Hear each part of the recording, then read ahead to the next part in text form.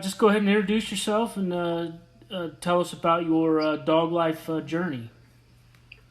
Okay, well, I was born Michael Stratten. That's who my mother named me. Mm-hmm. But in the dog world, I was given the name Gypsy. Mm-hmm. Because I used to, you remember Jimi Hendrix and the band of Gypsies? Yes.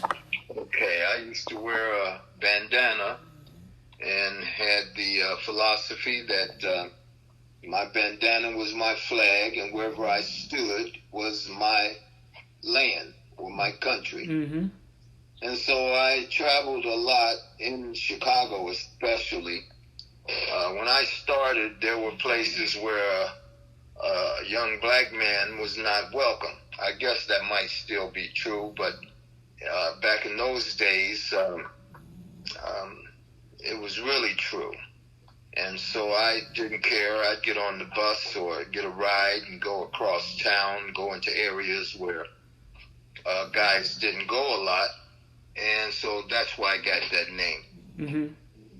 So let me go back, though, because I think my wife told me you wanted to know how I got started with dogs. Yeah, definitely. Well, my mother, being a single mother, we always had a dog. And I thought it was for hugs and kisses when I was a little kid, but there was an incident where someone tried to break into our apartment, and we had a dog, what was his name, Bobby? And Bobby was a Shepherd Collie mix. And like I said, I thought it was all about hugs and kisses and wagging tails, but Bobby saved us that day by getting between my mom and myself and this bad guy. Mm-hmm. So that's when I actually realized the value of a dog. Right. In a moment where we were surely about to be hurt or harmed, it was Bobby, who had never had any formal training, who saved us. And fought that guy coming through the window, and we won that day because of Bobby. So that's when I realized the value of a dog. Mm-hmm. So as I grew up, my father was very close friends with a guy named Earl Jones. My dad bred Dobermans. Earl Jones was premier dog trainer in that day. So I tried to go to the military in order to get the training for dog training, and I had a physical situation that would not allow it, so my dad took me to Earl. Mm-hmm. Of course, I was depressed and sad and mad, who is this guy that he's going to teach me what the military was going to do. But I went and I apprenticed under Earl for about a year and a half. And that was in, I believe it was 72 and 73. 1972, 1973. And that is actually where I met Scorp. Scorp walked in one day. Let me go back to Earl Jones. Hold on, let me cut you in right. Yeah. Okay. Hi, Sean. Hi. This is Lori Berg Stratten talking now. I try to get my minute in when I can. Yeah, no doubt. I want to just tell you that I've been blessed with dogs all my life. My grandpa bred Dalmatians. We always had puppies, and you'd always find Lori wherever the puppies were. When I got a little older, about 10, my brother Mike came home with a Doberman and told my father not to let Lori near the Doberman because he is a guard dog. Well, my brother came home. He found me and the Doberman playing Barbie dolls. So my journey started there. My fascination for big dogs just continued on. Right. My paying job was in the nursing field until I met Michael. Gypsy. And because I had a problem dog, and they told me, you need to see this dog trainer named Gypsy, and he can help you out. And sure enough, that's how it all started. Yes, I fell in love. Right? And not with my dog. There you go. That's awesome. Okay, so where can we go from Okay, here? let's go back to Earl Jones, because this is important. Definitely. Earl Jones trained dogs for penitentiary system in Florida before he came to Chicago. His primary appeal to me was the fact that he was teaching defense, where in the dog world at that time, and even more today, people were involved with prey, pursuit, and apprehension. And so that's what made me really want to be taught by Earl, because as I told you, Bobby has shown me the value of the defense that a dog can add to your home, to your family. So I never wanted to train dogs for the police, for sport, because most of that was about prey and apprehension. And so I got on the road to defense with Earl Jones. So let me go back to meeting Scorp. Scorp walked into Earl's school with a female German Shepherd. Her name was, what was her name? I can't remember right now. Aries. That was her name, Aries. And Scorp was, he was a big guy, muscles and huge, a mountain of a man, and very imposing, and kind of arrogant. And so him and Earl clashed immediately because Earl was a really arrogant guy also. But I was interested. Scorp was an interesting person, and so of course Earl rejected Scorp and wouldn't take him on to train him. Scorp was a Consider joining our Patreon community to access exclusive content, early releases, and personalized experiences. Subscribing not only supports Sean from the Bulldog Social Club, but also connects you with a community of like-minded enthusiasts. Whether you enjoy Sean's interviews, appreciate creative processes, or desire exclusive perks, your subscription plays a crucial role. Click the link, subscribe, and be a part of this journey with us. excellent handler, though, at that time. Excellent, out of this world handler. So when Scorp was leaving, I told him, I said, hey, you know what? I get off at, I guess it was 4 or 5, and we can hook up, and I'll teach you what I learned as I learn it. And so that's how our relationship started. But Scorp, the thing about Aries, Scorp would put her on a tree. He'd tell her to get a tree, and she'd tear the tree up, a bush. He'd shake that bush and say, get it, and she would attack the bush. So that was like, wow, man. I was like, I have never seen anything like that before. So, but it wasn't scientific. And Earl was purely scientific.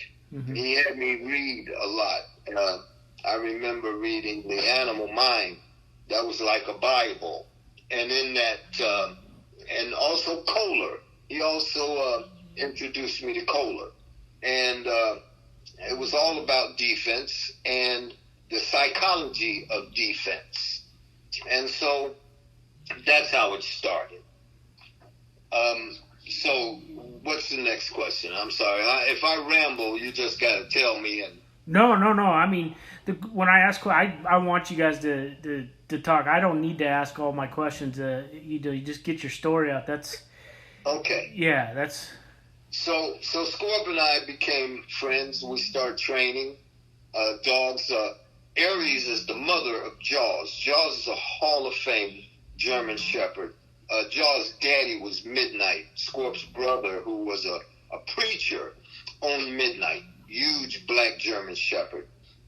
Jaws, though, again, is a Hall of Fame dog, and I trained Jaws from beginning to end. And so it was all about defense all the time. That's one of my, what do you call them? Wait a minute. Golden rule. mm-hmm. All defense all the time. As a matter of fact, I'm looking at this list, so let me give it to you. Number one is the best bite is no bite. Now, I've had arguments with dog trainers all over the world based on them not being able to understand that the best bite is no bite. But the police will tell you the best, it's better not to shoot your gun if you don't have to. Right. It's better not to use force or deadly force if you don't have to. You have to show your willingness to do a thing, but if you don't have to do it, that is always the better outcome. And so I believe that the best bite is no bite. After that is safety first. And if you want to ask me anything about these, I'll stop and answer specifically. The next one is safety first. And after that is no means no. And that, to me, is the most important of all concepts. No means stop doing what you're doing right now. Mm-hmm. If it's in the garbage or about to pee on my chair or deployment in an attack or about to bite, if I say no, that means stop it. And so that is very important. After that is a dog needs a master. I don't believe, as much as I love dogs, I'm not their father. I have a son Mm-hmm. who has a daughter who is my granddaughter, right. who's going to carry my genetics and my name into her children. And so a dog, and I believe, hopefully, my son and I and my granddaughter will go to heaven. I do not believe that dogs are our children. Mm-hmm. So I believe that a dog needs a master. A dog with a master is a much happier dog than a dog who doesn't have one or will not accept one. They usually end up in the animal control right. or some shelter. And so if you, as a dog owner, strive to be its master, then you are more likely to be able to have that dog for the entirety of its life. Next after that is secure your dog. That a person with a dog who is a protector and who has the ability, whether it's trained to or whether it's natural, ability to inflict physical harm, needs to be secured. You don't let out a dog in a neighborhood because you don't want to put your slippers on and take him to the backyard. And you just let him out the front door and he runs the neighborhood. That's not securing your animal. Mm-hmm. After that is my most famous one, and that is all defense all the time. No prey. I do not use prey. I have never used prey. I will not use prey to teach a dog to defend.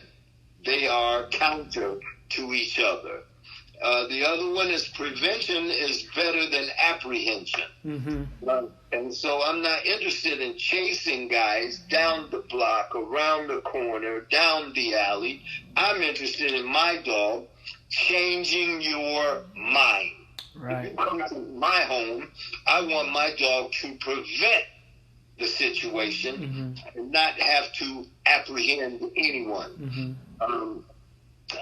Because when I started, it was in densely populated areas.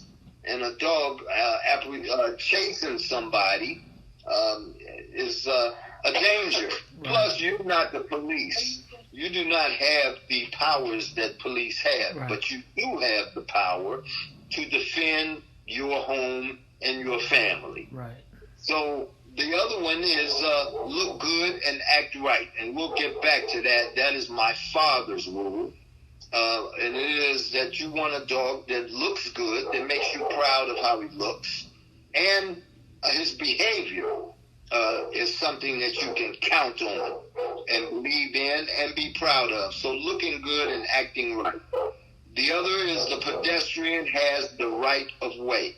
And it should say the pedestrian always has the right of way, because I don't believe in making people get off the sidewalk because I'm walking my dog. That you got to walk in the street because I'm walking my dog down the block. I think a person with a dog that they know could hurt someone should give the pedestrian the right of way. You step aside. You step off the sidewalk. Those are things. And then I'm almost to the end. No. Take your time. Yeah. Then it's don't gamble with what you cannot replace. And I tell people this all the time when it comes to, especially in cities where there are leash laws, where people want to show off that, oh, my dog is trained, so they don't have them on the lead, and so they're gambling. I also tell people, if your dog doesn't live with children, don't subject children to your dog. Because you are gambling. You are what we used to say is you're guinea pigging. Right. You're waiting to see if your dog, how he's going to act. That is a gamble. Mm-hmm. You don't gamble with what you can't replace, because no matter how many times you say I'm sorry, it doesn't replace the harm that your animal could cause. And just because they do it doesn't mean they know it. And a lot of trainers fall into the trap that because the dog did a thing, it knows a thing. Repetition and reinforcement is where dogs learn to know a thing, not just to do a thing because they're compelled by a collar or a method of training. Mm-hmm. And the last one is one man plus one dog equals 3 men. A dog that is all about defending you can overcome the odds, so to speak. That goes back to my mom and I and Bobby, the shepherd mix, standing in the way to protect us. My wife is saying, hurry up and talk about the Canis Panther. No, that's good. I want to hear all the background too. It's really important. Okay, man. Because what I've heard is just all secondhand, so it's awesome to hear it from straight from the originators. Yes. So I must say though, the Scorp believed every one of these rules. Lucas Lopez, let me say his name. Because many people don't. Lucas, to me, before my wife, is the person who actually stabilized and maintained the breed. Mm-hmm. Because his only focus was in breeding. Whereas Scorp was a handler, a breeder, a trainer. He had lots of different hats. And so he couldn't concentrate on all aspects. And Luke, as I look back, is the person who actually solidified and maintained the breed. Mm-hmm. So I have been a trainer all these years, and that was my contribution. I have trained. Are you still there? Yep, I'm still here. I have trained more Canis Panthers than any other human being in the history of human beings. Mm-hmm. And there is no doubt about that, because of the amount of years and the level of training and the amount of dogs, Canis Panthers, that I have trained for myself, for my wife, for Scorp, and for very many other people. So, Scorp had a dog named Gorilla that I was training, or did train, and I think we're going to be able to find a photograph of Scorp, Gorilla, and myself are in the same frame. If so, we could forward it to you. Yes. Gorilla then bred to a very large black Doberman female. So that was the origin. The origin was, there are 4 components that went into making this dog. I always say this is not a mixed breed dog. A mixed breed dog is a shepherd bred to a collie, or a husky bred to a pit bull or golden retriever. That's a mixed breed dog. The Canis Panther is not a mixed breed dog. Do you enjoy listening to audio podcasts like I do? Consider joining the Bulldog Social Club Spotify membership. For a limited time, it's only $1.99. Get early releases and personalized experiences. Subscribing not only supports Sean from the Bulldog Social Club, but also connects you with a community of like-minded enthusiasts. Whether you enjoy Sean's interviews, appreciate creative processes, or desire exclusive perks, your subscription plays a crucial role. Click the link, subscribe, and be a part of this journey with us. It is a blended dog where 4 breeds went into the making of this breed. Great Dane, Black Doberman, Black Lab, and then added at the end was Staff, Black Staff. Say Dane, you forgot. Oh, I said Dane in the beginning. Oh. So that's the blend. 2 gun dogs and 2 terriers. The Doberman is a terrier, and the Staff is a terrier. The Dane, a gun dog, and the Lab, more famously, a gun dog. Now, this didn't just happen by accident. As a matter of fact, back in our training days, Scorp had family that was in Germany, and we wanted to import Rottweilers. But it turned into a lot of money, and we didn't have a lot of money. Right. And so the Rottweiler people at that time didn't necessarily want to sell their better dogs to, again, young black men. That's just the way it was.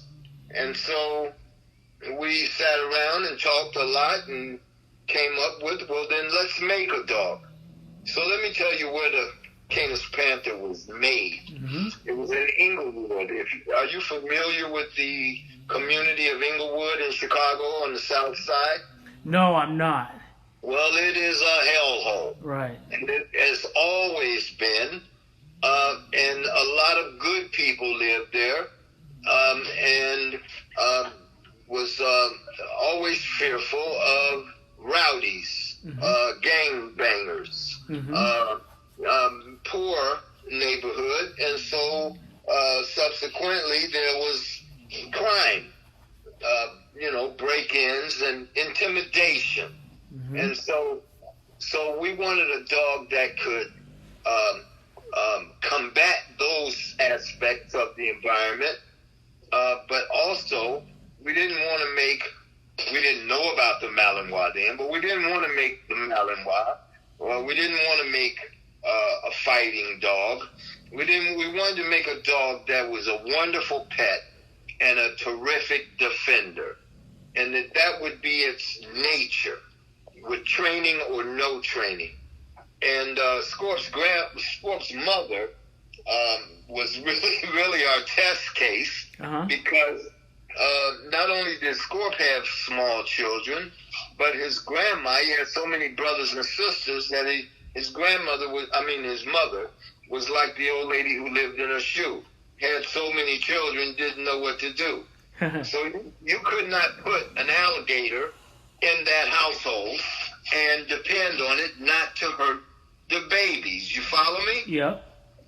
Yeah. An alligator is an indiscriminate biter. Mm-hmm. He's going to bite everybody that he gets close to, or if he gets upset, he's going to turn around and snatch somebody and tear them up. You can't have a dog with good conscience that's going to that can't be trusted in a household with older people or children. You have to have a dog that has an even temperament. Now, I don't know if we were genius or just lucky or blessed that the Panther actually turned out to be that kind of animal. Not only then, but even now. Now that we get to the now part of this story, I want to give my wife the lion's share of the, what do you call that? What do you call it? When you're saying something good about somebody. Oh, I don't say a lot of good about people. I don't even know what it's called. But she deserves the props. mantle, the props. Yeah. Thank you. Yeah. He gets the props for, Scorpio used to tell her, you're the first white person that's ever had these dogs in your hands. Not as far as buying, but as far as breeding. Mm-hmm. Having some responsibility for the breed. My wife has not only has she maintained the breed standards, but she has bred so well that the temperament today is better than it was when Scorp and Lucas Lopez were in charge of the breeding. I have contributed because of my knowledge of the first Canis Panthers and my training of so many for so many years that I know, and of course I know the proportions, how many dogs, how many dames, how many labs, how many staffs. So people who want to now try to recreate it, they don't know that balance. Right. And I'm not about to tell them that balance. Right. I like that my wife is supreme amongst people who breed the Canis Panther. I like that. Mm-hmm. And I'm not going to relinquish that knowledge so that other people can challenge her. One day when they read your book. Well, okay, when I read a book. When I write a book. Sure. Okay, I got so much work to do. Somebody else will have to write that. So the breed stand. So let me say this. It's so important. Because this is a rare breed, people get impatient. They don't want to buy another dog. They don't like us or me, who cannot like my wife. She's a wonderful person. Oh, thank you, Larry. Not so much. I don't have time for BS. Dog training is too important for me to tolerate foolishness. I don't do it. I never have. That's why I don't have a lot of friends. Mm-hmm. She has done so much to not only preserve the breed. So back to people who don't have the patience or don't want to get another dog. There's people out in California who have Canis Panther and decided to put Corso into Canis Panther and call that a Canis Panther. It's not in the genetic blueprint. It is not the same level of temperament and defensive ability. Mm-hmm. So against these people, but I cannot co-sign their dog because it is not. If you put Shepherd and a poodle. it's just not. No longer a shepherd. It's now a mixed breed, so it's shepherd and poodle. So that's one sore spot I have. I don't mind that they do it. They're free to do that. This is America. But I don't want them to call it what it fool is. the public into believing that I put what's that dog that saves people that the priest used to use with the big head? What is that dog? St. Bernard? St. Bernard.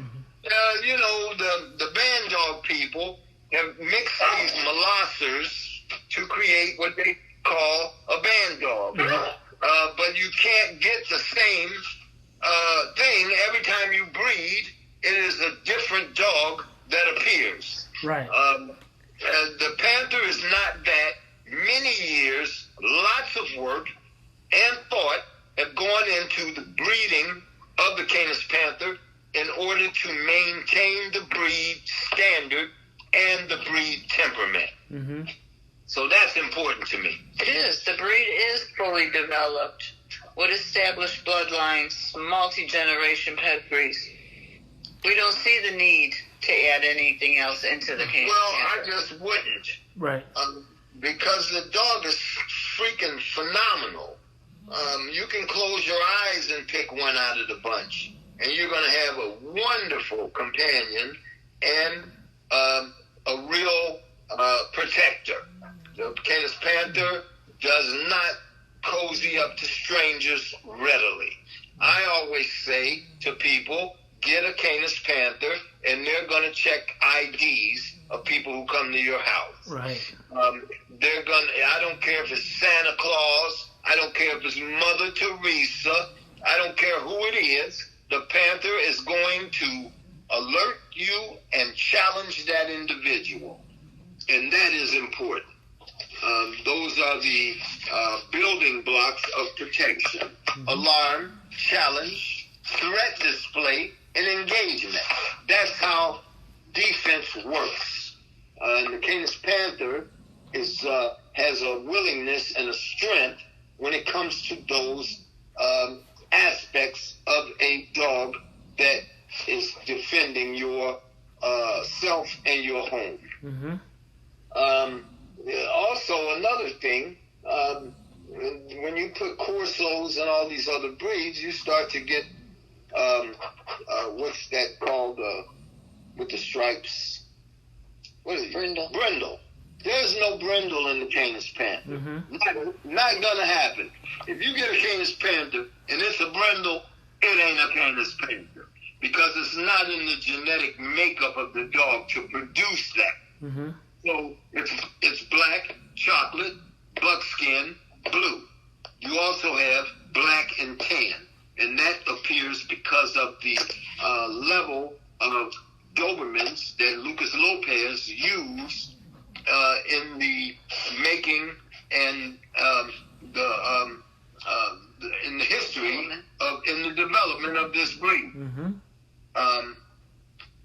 Now, I'll be honest with you. I have always, okay, I'll tell you why. I'll give you one secret here. My wife looks over at me like, wait a minute. I'll give you one secret here. Uh-huh. The reason that the staff was used, and it was the last one used, was because these big dogs started to develop bone issues, skeletal problems.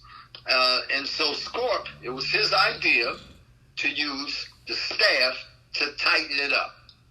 I have to admit, once he did that, it tightened up, and it is held throughout the history of this breed. Mm-hmm. We don't have a lot of occurrences of, what is that you're saying? I was just saying that. We don't have a lot of occurrences of hip problems, bad elbows, things of that nature. But pit bull or staff is not an animal that I would push heavily into the Canis Panther going forward. We like to look for, and I'll have to declare something here. We like to look for the breed standard.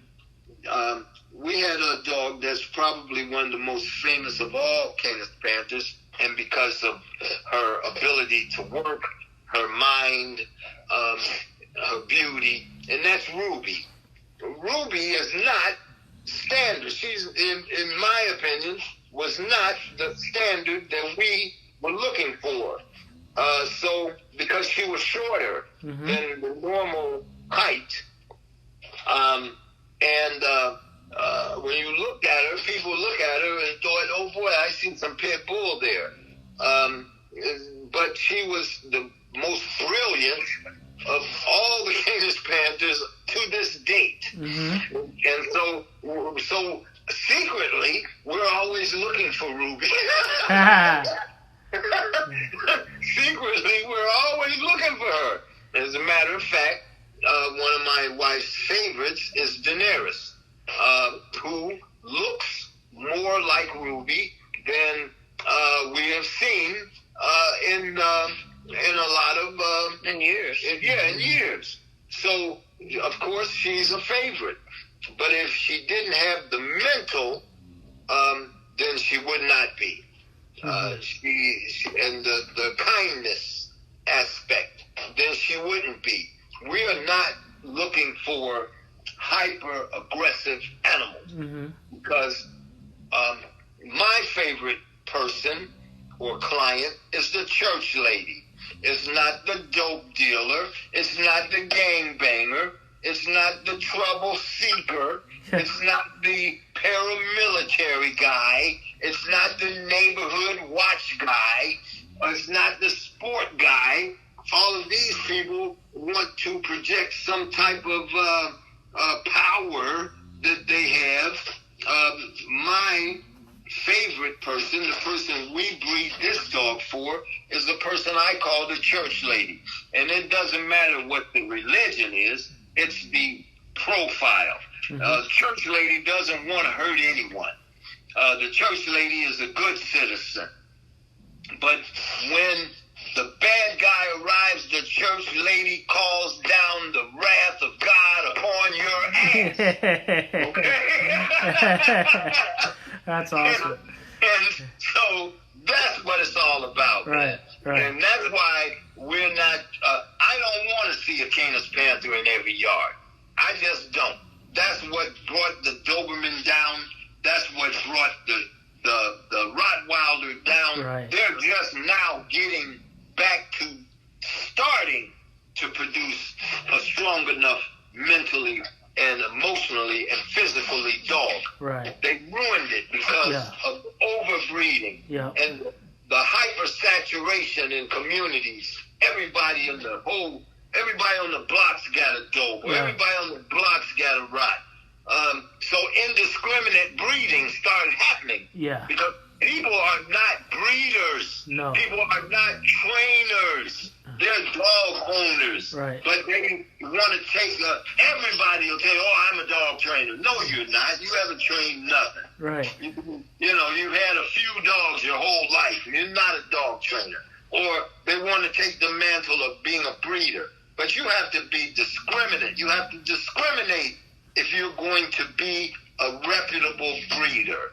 And so that's why I don't want them in everybody's yard. Sure, everybody would like to. We're old. We'd like to build up a big bank account, a big bag of money.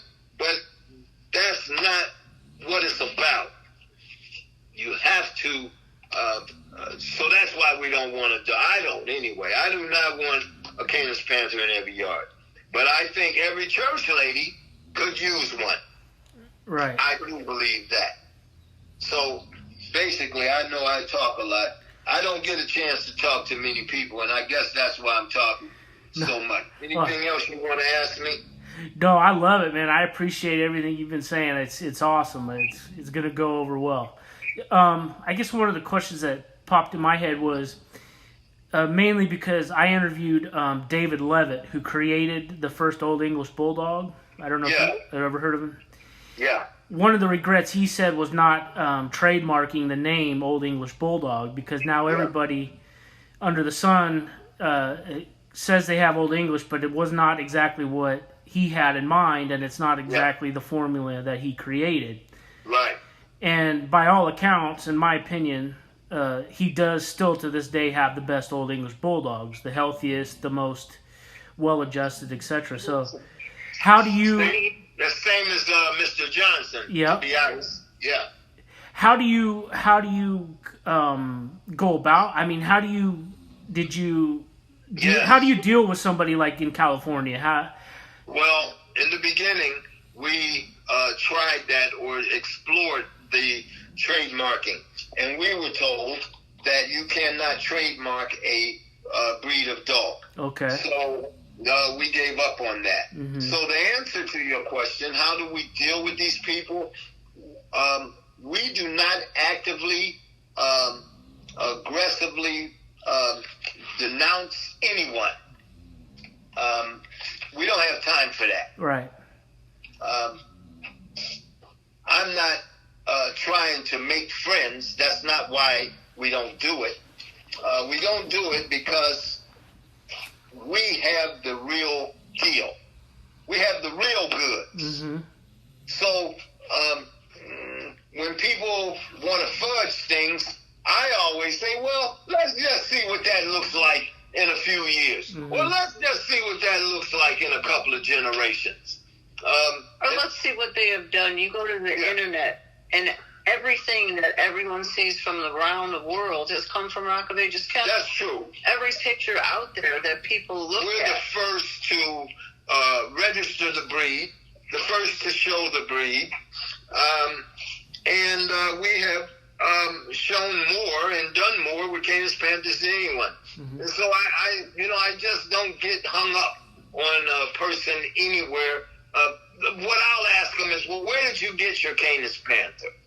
Now, if they say Rock of Ages Kennel, then I'll have to say, okay, I'll have to back that dog. But what did you breed it to? Where'd you get that dog? Mm-hmm. And if they don't tell me a name that I know has Canis Panthers, then I'm not going to co-sign for them. Right. I'm going to say, well, that dog that you named, I'm aware of, and I will say that's one of my dogs, or that's a good dog. I know where it came from.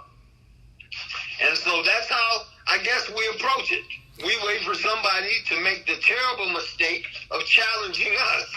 Right. And if they do, then I will break their back, so to speak, because it's a serious matter.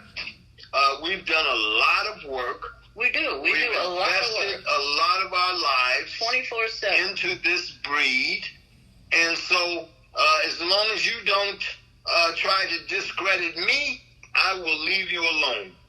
I will not, however, co-sign if you can't answer specific questions, and mainly that is, where did your dog come from? Ruby, the most famous Canis Panther of all. Well, yeah, she's probably the best, but the most famous is Chief Little Dog. Well, yes. Yeah. Chief Little Dog also, and we'll definitely give you some pictures of him. He was outstanding. Super. I mean, and video clips, you'll just go crazy to see this boy. Yeah. And, So, as far as other people are concerned, only when somebody will ask us about them, we're going to give you the same answer we would give anyone else. Well, I don't know these people. Yeah. And the thing is, see, we don't believe in overbreeding. Right. My wife is a real stickler, man. She ain't playing. Right. She wants a dog to be 2 years old. She wants to have observed that animal for at least that amount of time as far as its physical ability, because she won't breed a dog that she wouldn't buy. Right. She wouldn't sell a dog to somebody that she herself would not buy. So I don't think other people hold themselves to that. So people get They might have bought a dog a year ago, and they want to buy another one right away. And my wife was like, well, we're not breeding right away. We don't breed every dog that comes in heat, every time they come in heat. And so people get frustrated or impatient. And so they say, well, then I'm going to go on and make my own. I'm going to put this dog that lives down the road into my Canis Panther, and I'm going to call it a Canis Panther. Well, that's just not real. It's not good. But we cannot control what other people do. Right. I can't go to their house and say, you must stop this. No. What we can do is continue to be excellent, continue to be responsible, continue to be discriminating when we breed. And that's what we can do. That's what we can control. And we don't want to waste our brain cells trying to control other people and their behavior. Right. No, I appreciate that mindset. Now, that brings up a question that I do have, because I'm interested in the process as much as I am everything else. Is what makes you decide? What do you look for in a specific breeding? What are your decisions to go ahead and go for a breeding? It goes back to my father's whole rule: looking good, acting right. If a dog looks great, but he's a knucklehead, if he looks great, but he's a crackhead, then that's not a dog we want to breed. Right. If a dog is brilliant, but all his feet turn in different directions, that's not a dog we want to breed. So that's the criteria: looking good, acting right. They have to be breed standard. Even black and tan that come out, they have to be breed standard, and they have to have the mental and emotional capability. They have to have temperament, whereas when you buy a dog, a puppy, you take it home, we feel good that it's going to take care of you and your children and your wife. That your wife is not going to be afraid of the dog because it's a damn alligator. And because if she's afraid of her own dog, she won't use it when she needs it. Right. And grandma is not going to love us and pray for us if our dog chews up her kids and her grandkids. You follow me? I hear you. Yeah. And there's nothing better to me than a smart dog. Yeah. I love an intelligent animal. Yeah, she really likes a smart dog. Yeah, that goes a long way. These guys are smart. They're fun. Right. They're silly. They have great personalities. And they love their people. And that's they the love biggest thing, that. man. They love their people. You got to peel them off you. And I tell people I sleep real good at night. Now, that's the truth. Right. I don't worry. One of the biggest fears women have is when we take a shower, no one else is home, we're in the shower. Right. We turn the water off a few times because we're like, did we hear something? Right. Something out there? Yeah. Canis Panther at your door? That's not going to happen. Shower. Nice Nobody, and nobody's going to sneak up on you with a Canis Panther, not even a ninja. Yeah, right. That's right. And There's a lot of dogs, man, that sleep so hard. A lot of big-head dogs, especially Corsos and Right. and the Ruts and the Bulldogs, they sleep so damn hard Yeah. that if I just don't knock something over, I can get past them without waking them up. Right. No, that's for sure. But the Canis Panther is a vigilant animal. You can't put a garbage can. If I put a tire, if I put a tire in my yard, it wasn't there yesterday, believe me, that tire is going to get challenged. Right. Yeah. And if it's something out of place, they're going to know it. Yeah. And they're going to get hot about it. Yeah. So And you brought up what I love about it. you brought up a good. And nobody's going to steal your Canis Panther. Right. Now, you can make the mistake of forcing your dog to kiss and hug everybody in the neighborhood, but if you just socialize your dog to your family, even a puppy is not going to get stolen because they're not going to trust a stranger. And that is back in the hood, back in Inglewood, That was a huge component because stealing dogs, not just on the south side of Chicago, but everywhere. Yeah. Stealing dogs is an easy thing. Yep. And if you got a ball or you baby talk to them, you can get them to the gate. You're not going to get a Canis Panther to come to you. I got people do it all the time. I stand on the porch and say, oh, that dog ain't going to come to you. A puppy. Even I'm talking puppies. Right. So that's their nature.